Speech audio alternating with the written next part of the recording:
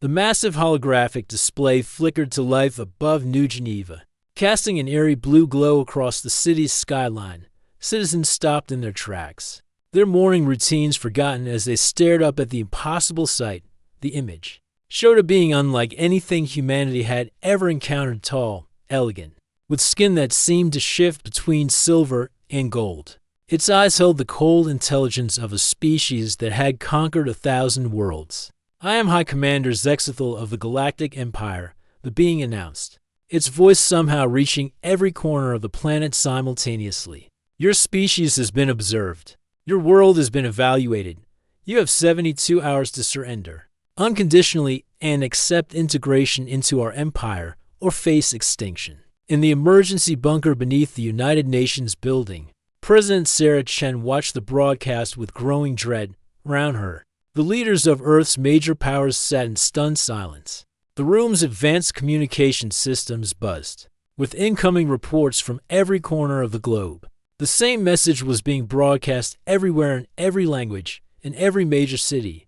"Ma'am," whispered General Marcus Rivera, his withered face pale, "our satellites are picking up massive energy signatures just beyond the moon. Whatever technology they're using, it's beyond anything we've seen." Dr. Elena Vasquez, Earth's leading xenobiologist, leaned forward in her chair. "The linguistic patterns are fascinating. Their translation is perfect to perfect. They've been watching us for a long time." President Chen's aide, a young man named David Park, burst into the room. "Ma'am, we're getting reports from the International Space Station. They can see them ships, hundreds of them. They're massive." The president stood slowly, her mind racing. "Get me Admiral Thompson and patch me through to the other world leaders. We need to know what we're dealing with above them." The holographic display continued to show the alien commander. "You have built weapons that could destroy your own world," Zexithal continued. "You wage war against your own species. You poison your planet's atmosphere. Such behavior is unacceptable. In civilized space, submit to our guidance or be removed." In a small apartment in Tokyo, Professor Kenji Nakamura, a retired physicist, watched the broadcast with different eyes. Unlike the millions of terrified humans around the world, he was smiling.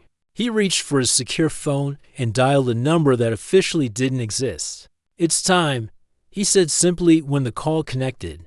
"Are you certain?" Came the reply, a voice that sounded human, but carried undertones no human throat could produce. 72 hours? They're following the standard protocol," Kenji replied. "Just like the others."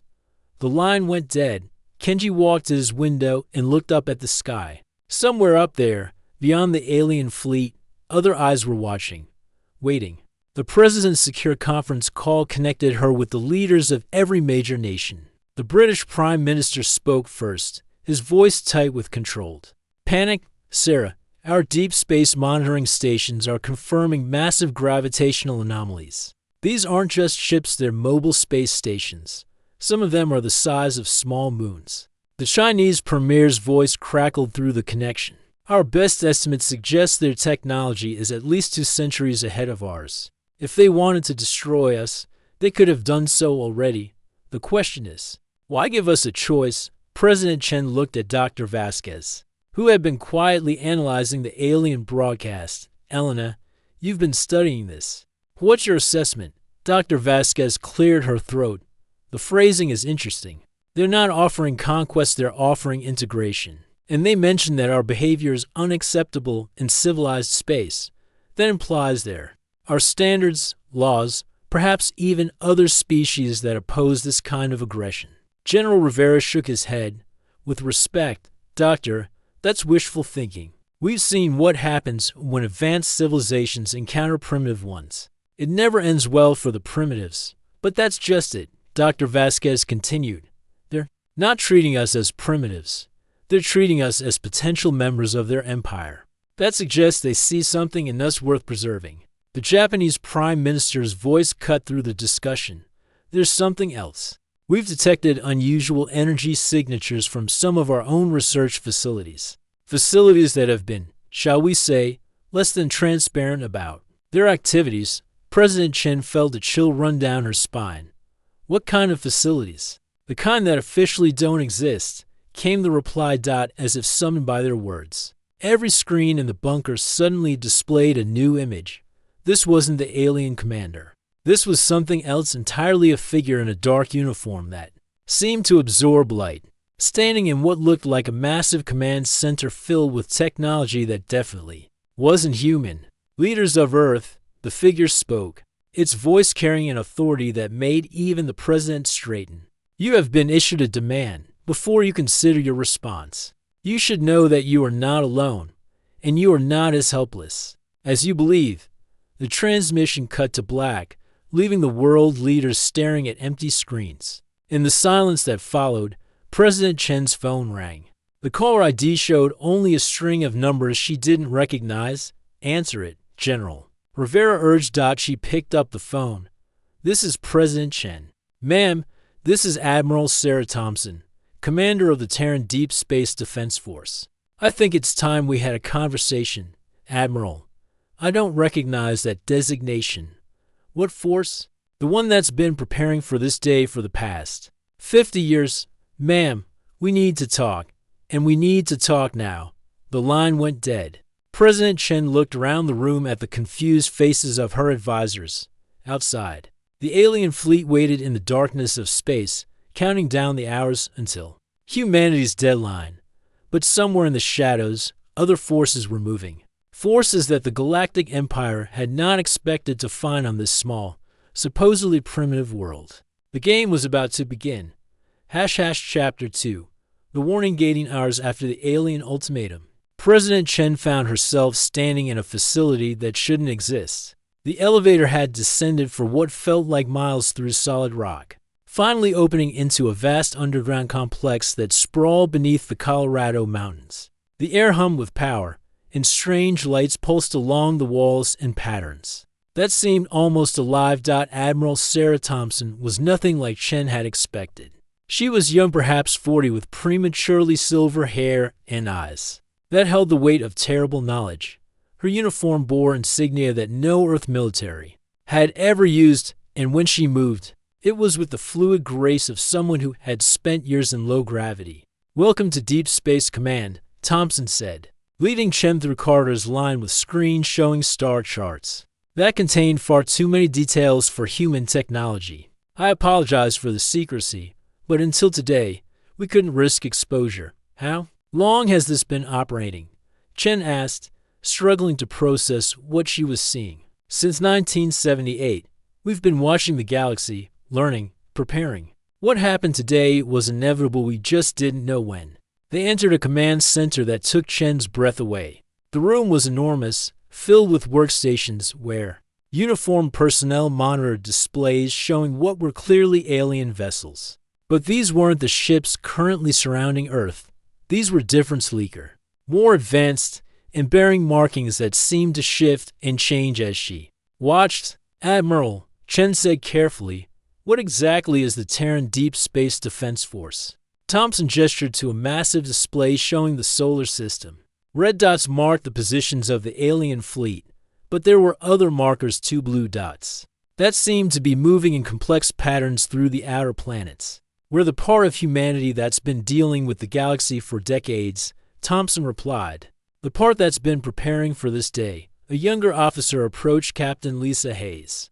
According to her name tag, Admiral, we're receiving transmissions from the Zephyrian delegation. They're requesting permission to enter Earth's atmosphere for the formal warning. Chen blinked. Zephyrian delegation? Thompson turned to her with a grim smile. Madam President, meet your allies. The Zephyrians have been covertly supporting Earth's development for 50 years. They're the reason we have this technology. The main display shifted to show something that made Chen's knees weak. Rising from the Pacific Ocean, water cascading from its hull like waterfalls, was a ship that dwarfed anything humanity had ever built. It was beautiful and terrible, its hull seeming to be made of living metal that reflected the sky in impossible ways. Jesus Christ, Chen whispered. Actually, came a new voice. We prefer to think of ourselves as friends. Chen spun around to see a figure walking toward them, tall, humanoid, but definitely not human. Its skin was a pale blue-green, and its eyes were larger than any human's.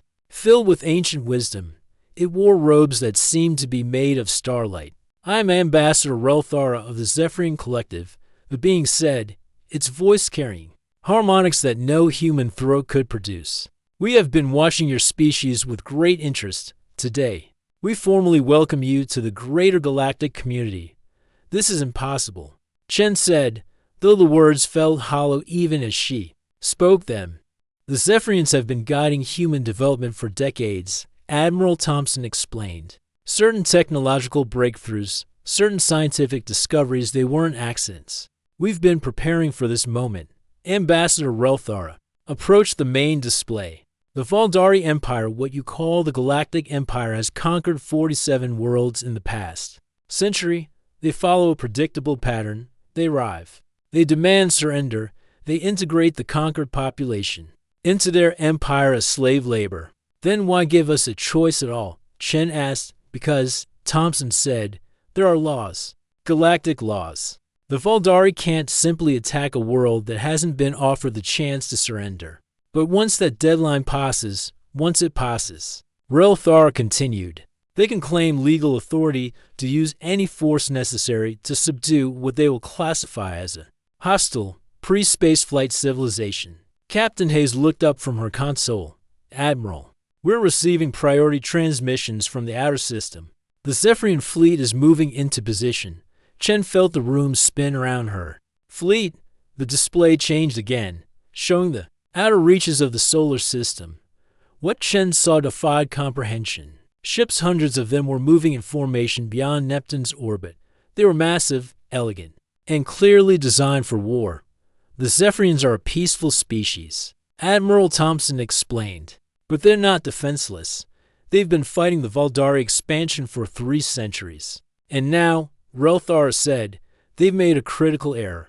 They've threatened a world under Zephyrian protection." Chen sank into a chair. "We're under your protection. You have been for 50 years, the ambassador replied. "Your species shows remarkable potential. You've developed space flight, nuclear technology, and global communication systems in less than a century. That's unprecedented in galactic history. But more importantly," Admiral Thompson added, "you've developed something the Valdari have never encountered. You've learned to fight as a unified species when truly threatened." The main display shifted one more time, showing a new image that made Chen's blood run cold. It was Earth, but not as she'd ever seen it. Massive installations were rising from the ocean floors. Weapon platforms were emerging from hidden sites in the mountains and in orbit. Human ships that definitely weren't there yesterday were powering up weapons that made the nuclear arsenal look like firecrackers. "Ladies and gentlemen," Admiral Thompson announced to the entire command center, "Operation Earthrise is a go. Send the warning." Every screen in the facility displayed the same message. As it was transmitted across the galaxy, the figure speaking wasn't human. It was Ambassador Relthara, but now wearing the ceremonial armor of a Zephyrian war commander. "To High Commander Zexithal of the Valdari Empire," the ambassador began. "You have issued a demand for surrender to the world known as Earth, under the authority of the Galactic Accords. Section 847. I hereby inform you that Earth is under the protection of the Zephyrian Collective. Any act of aggression against this world will be considered an act of war against the Collective." The message continued, "You have 72 hours to withdraw your forces from the system. This is your only warning." In the silence that followed, Chen realized that everything had changed. Earth wasn't just a lone world facing impossible odds. It was a member of a galactic community with allies, with protectors, with technology that could fight back. But as she looked at the faces around her, Admiral Thompson's grim determination, Captain Hayes' barely contained excitement, Ambassador Relthara's ancient sadness, she realized that the easy path was closed. Earth was about to become a battlefield in a war that had been raging across the galaxy for centuries. "Admiral," she said quietly, "what happens now?" Thompson looked at the tactical display, where the Valdari fleet was already beginning to move into a new formation. "Now, Madam President, we find out what humanity is really made of." The countdown to war had begun. Chapter 3. The The revelation 36 hours remained until the Valdari deadline. But the galaxy had already chosen sides. In the depths of Deep Space Command, President Chen watched in awe as reports flooded in from across the solar system. The Zephyrian fleet had revealed itself in full, over 300 ships of various sizes, all bearing the elegant, flowing designs that seemed to bend light around them. But it was the human ships that truly shocked her. Madam President, Captain Hayes reported, the Mars defense platform is fully operational. The lunar installations are powering up, and the asteroid belt mining stations are. Well, they're not mining stations. Admiral Thompson nodded grimly. We've been building this defense network for 20 years. The Zephyrians provided the technology, but human ingenuity improved it. We've created weapons systems that even they haven't seen before. Dr. Elena Vasquez, who had been brought to the facility just hours earlier, stared at the tactical displays. This is incredible. The gravitational manipulators, the quantum torpedo systems, some of this technology is purely human innovation. Ambassador Relthara approached them, its expression unreadable. Your species has a unique gift, it said. You take existing technology and find ways to use it that the original creators never imagined. It is disturbing and fascinating in equal measure. President Chen studied the alien ambassador. You're worried about something. What aren't you telling us? Before Relthara could answer, alarms began blaring throughout the command center. Every screen displayed the same urgent message. Valdari fleet movement detected. Configuration unknown. On the main display, the Valdari ships were changing formation. Instead of the typical invasion pattern, they were arranging themselves in a perfect sphere around Earth, with gaps that seemed strategically placed. That's not a standard attack formation. Admiral Thompson observed. Hayes, run a tactical analysis. Captain. Hayes's fingers flew over her console. Admiral, this is a containment pattern. They're not preparing to attack Earth. They're preparing to defend it. Defend it from what? Chen asked. Her answer came in the form of a new transmission. The holographic display showed High Commander Zexethel, but now its elegant features were twisted with something that looked almost like panic. Ambassador Relthara, the Valdari commander, began. We have detected signatures consistent with Devour class vessels in this system. Our fleet is moving to defensive positions around the primitive world. We request immediate consultation under the emergency protocols. The command center fell silent. President Chen looked around at the faces of her advisors and saw something she'd never expected: fear. Not just concern or worry, but pure, primal terror. What, she said slowly, is a Devour-class vessel?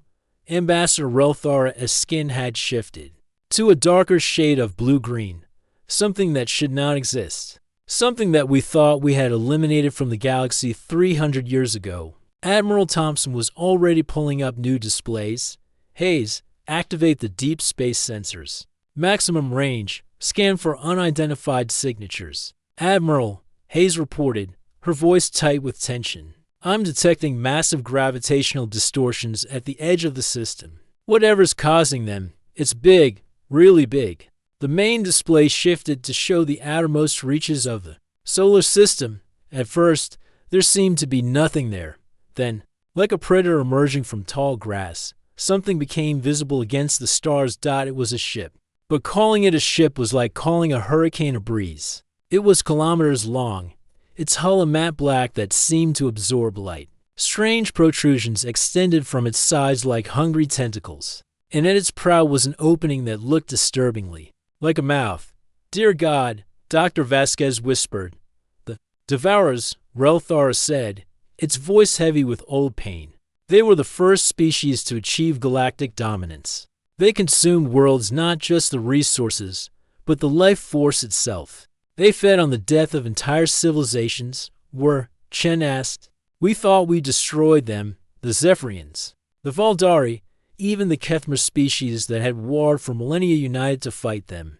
It was the only time in galactic history that every spacefaring race worked together. The war lasted 50 years and cost billions of lives, but we won. We thought we won. Admiral Thompson was studying the tactical display with growing alarm. This ship is moving toward Earth.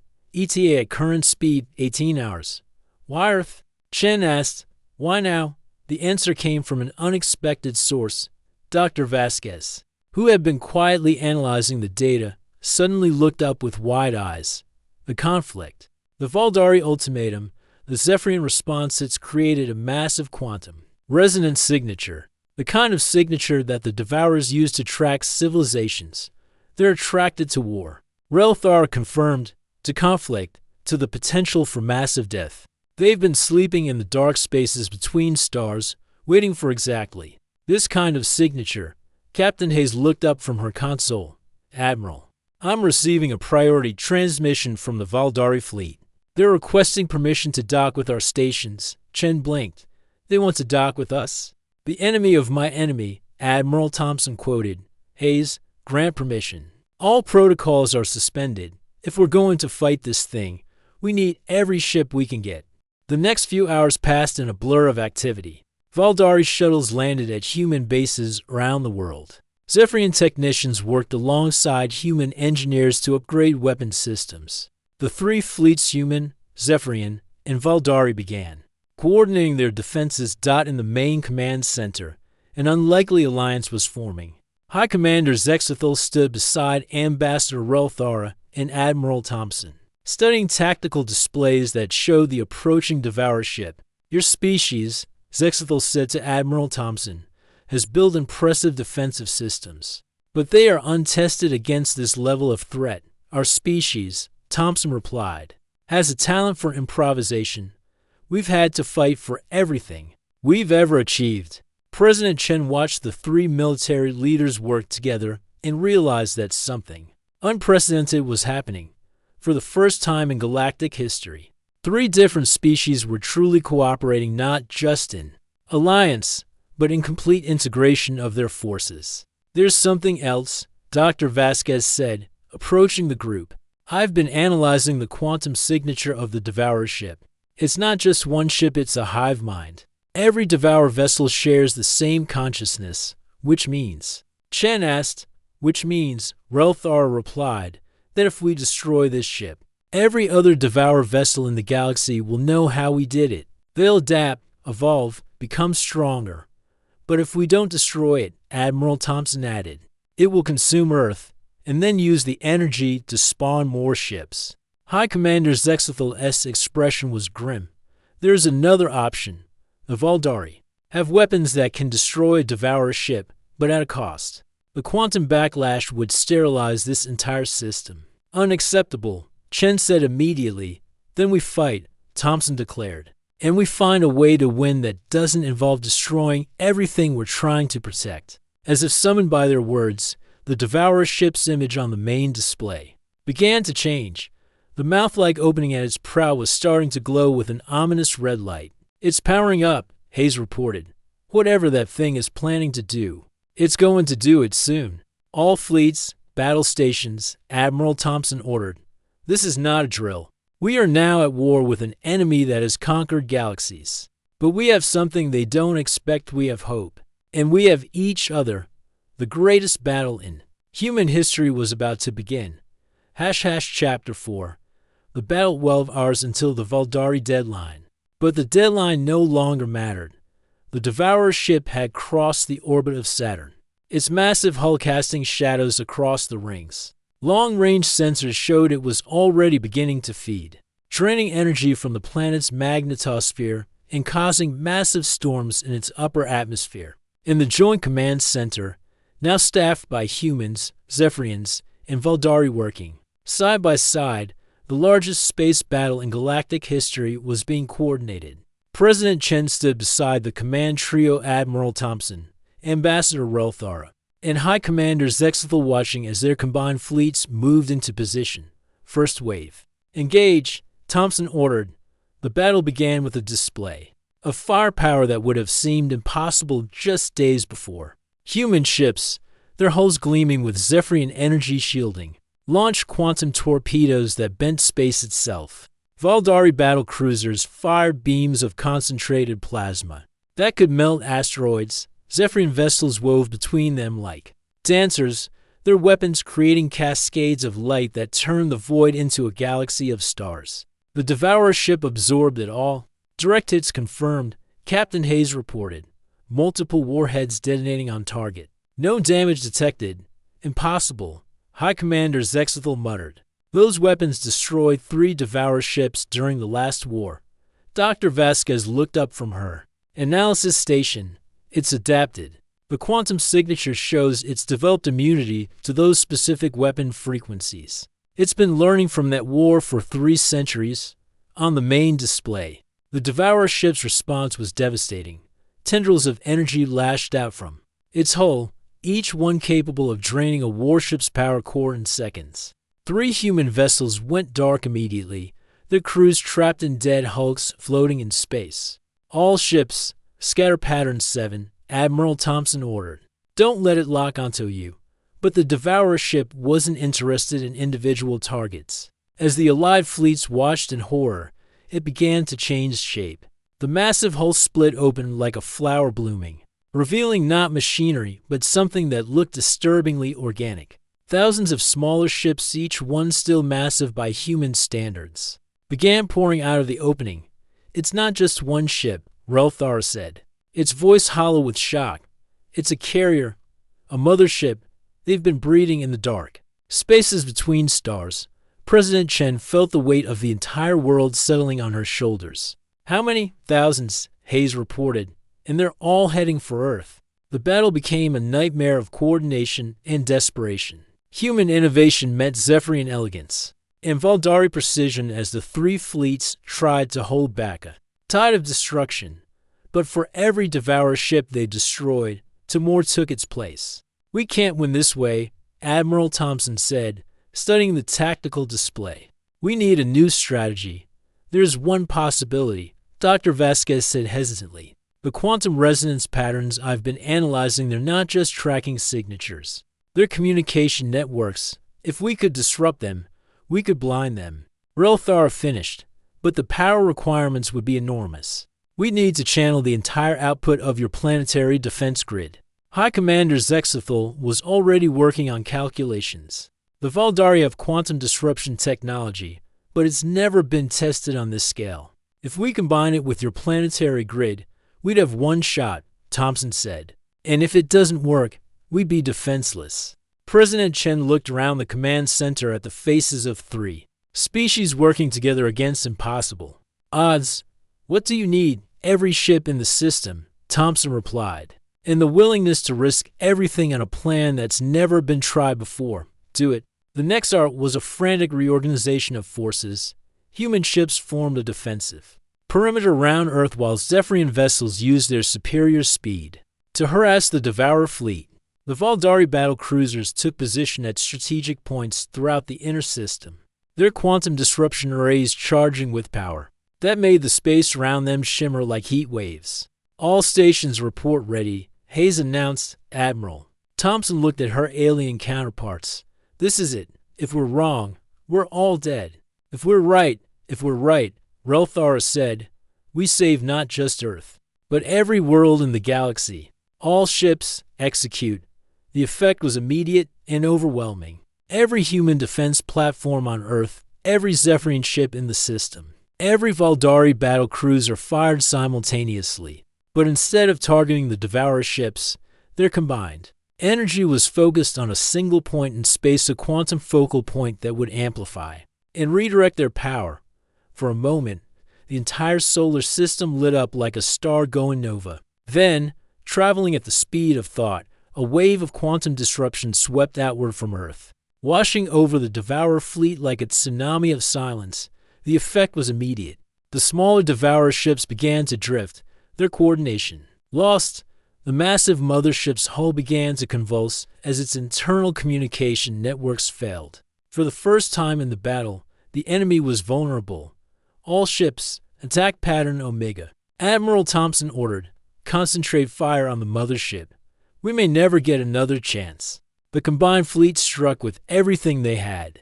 Quantum torpedoes, plasma beams, and exotic weapons that had never been used in combat tore into the Devourer mothership's hull. For a moment, it seemed to be working. The massive ship began to list, its hull cracking and venting atmosphere. Then it began to laugh. The sound came through every communication channel simultaneously, a sound that was not quite mechanical, not quite organic, but entirely malevolent. On the main display, the Devourer ship's hull began to glow with an inner light. "It's not dying," Dr. Vasquez said, her voice filled with horror. "It's feeding on the attack, using our own weapons' energy to repair itself. Impossible. Hi." Commander Zexethel protested. "The quantum disruption should have prevented that." "Not if it's evolved beyond quantum communication," Relthar said slowly. "Not if it's learned to communicate through something else entirely." The answer came from an unexpected source. Captain Hayes, who had been monitoring the deep space sensors, suddenly looked up with wide eyes. "Admiral, I'm detecting massive energy signatures throughout the galaxy. Hundreds of them. They're all converging on this system." President Chen felt the blood drain from her face. "More Devourer ships?" "No," Hayes said. "These signatures are different. They're coming from dead systems. Systems that were consumed centuries ago." The main display shifted to show the galaxy-wide view from dead worlds across the spiral arms. Energy signatures were moving toward Earth. Not ships, something else, something that had been waiting for exactly this moment. They're not just a hive mind, Dr. Vasquez realized. They're a collective consciousness that spans the entire galaxy. Every world they've consumed is still part of them, still feeding them. "Which means," Admiral Thompson said grimly, "we're not just fighting one ship or one fleet.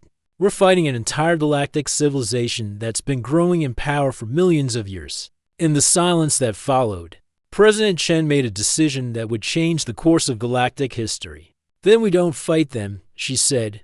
"We do something they've never encountered before." "What?" Relthar asked. "We welcome them."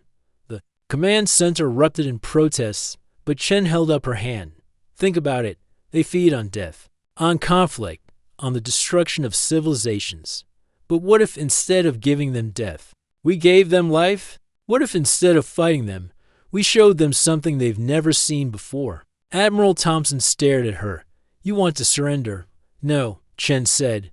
"I want to teach them." And in the depths of space, as the Devourer mothership prepared to consume another world, it received a transmission unlike any in its billion-year existence. It was a message of welcome, of invitation, of species reaching out to species in friendship rather than fear, for the first time in eons. The Devourer ship paused. The greatest gamble in galactic history was about to begin. # Epilogue. The new dawn 6 months after the day that would become known as the Great Convergence. President Chen stood in the garden of the New Geneva Galactic Embassy, watching her 3-year-old granddaughter play with a young Zephyrian child. The two species' children had taken to each other immediately. Their games a mixture of human imagination and Zephyrian telepathic communication that created wonders neither species could achieve alone. The world had changed in ways that no one could have predicted. The Devourer mothership still hung in Earth's orbit, but it was no longer a weapon of consumption.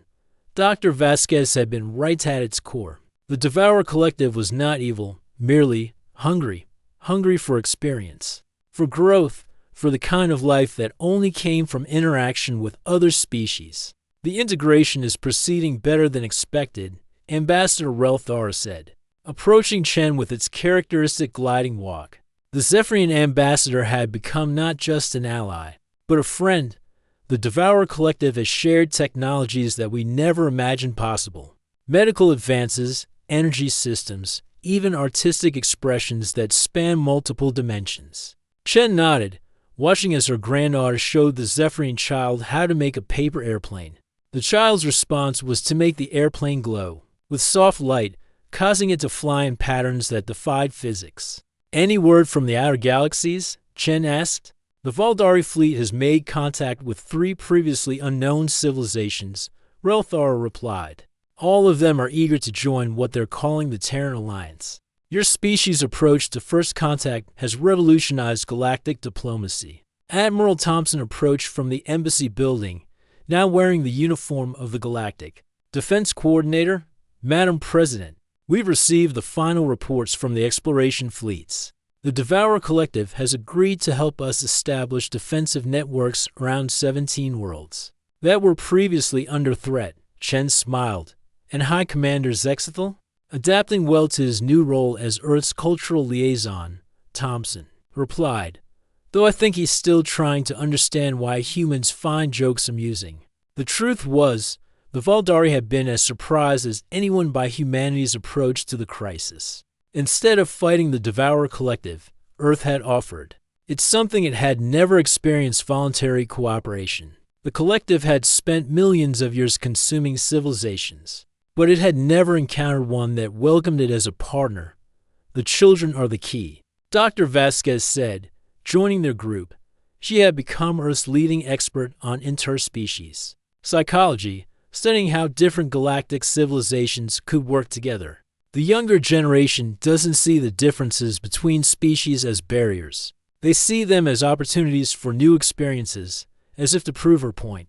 Chen's granddaughter ran up to her, chattering excitedly about her new friend, Grandma. Telenara showed me how to make music with light, and I showed her how to make sandcastles. We're going to build a castle that glows and sings. Chen knelt down to her granddaughter's level. That sounds wonderful, sweetheart. What are you going to call it? The Friendship Castle. The child replied, because it's going to be big enough for everyone to live in together. As the sun set over New Geneva, painting the sky in shades of gold and crimson, Chen reflected on how much had changed. The Galactic Empire's demand for surrender had become an invitation to partnership. The Zephyrian protection had evolved into genuine friendship, and the Devourer Collective's threat had transformed into an opportunity for growth that spanned the galaxy. What happens now? Chen asked her companions. Now, Relthar said, we explore. The collective has shown us pathways to galaxies we never knew existed. Civilizations older than time itself, waiting to share their knowledge with species young, enough to still dream of possibilities. And the Valdari, Chen asked. Admiral Thompson smiled. They're learning to appreciate human humor, slowly. As if summoned by their words, High Commander Zexathel appeared in the garden, his elegant form moving with the careful precision of someone still learning to relax. President Chen, he said formally, then paused. I mean, Sarah, I have completed my report on human recreational activities, and Chen asked, trying not to smile. I still do not understand why humans find the concept of knock-knock jokes entertaining, Zexathel admitted, but I have learned to appreciate the social bonding that occurs during their telling. Chen laughed, a sound that still seemed to fascinate the alien commander. That's the point, Zexathel. It's not about the joke itself. It's about sharing a moment of silliness with someone else. Fascinating, Zexathel murmured. The Valdari have much to learn about silliness. Dr. Vasquez consulted her tablet, which now displayed data from across the galaxy. The integration reports are remarkable. Crime rates have dropped by 60% on worlds where interspecies cooperation programs have been implemented. Scientific advancement has accelerated by factors we can barely measure. And most surprisingly, the Devourer Collective has begun creating art. Art? Chen asked. Sculptures made from crystallized starlight. Music that can only be heard by multiple species listening together. Poetry that exists in 17 dimensions simultaneously. Dr. Vasquez shook her head in wonder. They're not just learning to create, they're learning to create beauty for its own sake. A soft chime echoed through the garden, and all their communication devices activated simultaneously. The holographic display showed a figure that had become familiar over the past months. The Devourer Collective's chosen representative, a being that appeared to be made of shifting shadows and starlight. Greetings, friends of Earth, the entity said, its voice carrying harmonics that spoke directly to the soul. We wish to share news that will bring joy to your species. What is it? Chen asked. We have made contact with the precursors. The garden fell silent. Even the children stopped playing, sensing the weight of the moment. The precursors? Relthar whispered. But they disappeared from the galaxy millions of years ago. We thought they were extinct. Not extinct, the Devourer representative replied. Hidden, waiting. They have been observing galactic development. searching for a sign that younger species were ready for the next phase of existence. What sign? Admiral Thompson asked. The willingness to turn enemies into friends, to choose cooperation over conquest, to find strength in diversity rather than uniformity. The entity's form shifted, showing images of worlds across the galaxy. Your species, and the alliance you have forged, represents something the precursors have been waiting eons to see. Chen felt her heart racing. What happens now? Now, the entity said, the real adventure begins. The precursors wish to share knowledge that will allow your alliance to explore not just other galaxies, but other dimensions of existence. Realities where the laws of physics work differently, where consciousness itself takes forms you cannot imagine. High Commander Zexathel stepped forward. And the cost? There is no cost, the entity replied. Only responsibility. You will become the guardians of this knowledge, the teachers of younger species, the protectors of civilizations that have not yet learned to turn enemies into friends. Chen looked around at her companions human, Zephyrian, Valdari, and now the reformed Devourer Collective. 6 months ago, they had been strangers. Now they were family. We accept, she said without hesitation. The entity's form brightened, and suddenly the garden was filled with light that seemed to come from everywhere and nowhere. When it faded, the world looked the same, but Chen knew that everything had changed once again. The precursors will make contact within 7 days, the entity announced. Prepare your people. The next chapter of galactic evolution is about to begin. As the transmission ended, Chen's granddaughter tugged at her sleeve. Grandma, what's a precursor? Chen knelt down and pulled the child close. They're very old, very wise people who have been waiting to meet us. They're going to teach us amazing things about the universe. Will they like sandcastles? The child asked seriously. I think, Chen said, smiling at the thought of ancient galactic entities learning to appreciate the simple joy of building castles in the sand. They're going to love sandcastles. As the stars began to appear in the darkening sky, Chen realized that humanity's greatest adventure was just beginning. They had faced the demand of a galactic empire and responded with friendship. They had met the threat of an ancient enemy and turned it into alliance. And now they were about to encounter beings whose wisdom spanned the very foundations of existence. But most importantly, they would face it together not as separate species competing for resources, but as one people sharing the endless possibilities of the universe. The future stretched out before them, bright with promise and filled with wonders they had yet to imagine. And for the first time in human history, they would not face it alone. In the depths of space, ancient minds that had watched the birth of stars stirred from their long slumber, preparing to welcome the youngest species in the galaxy to a community that spanned dimensions and transcended the very concept of existence itself. The great convergence had been just the beginning.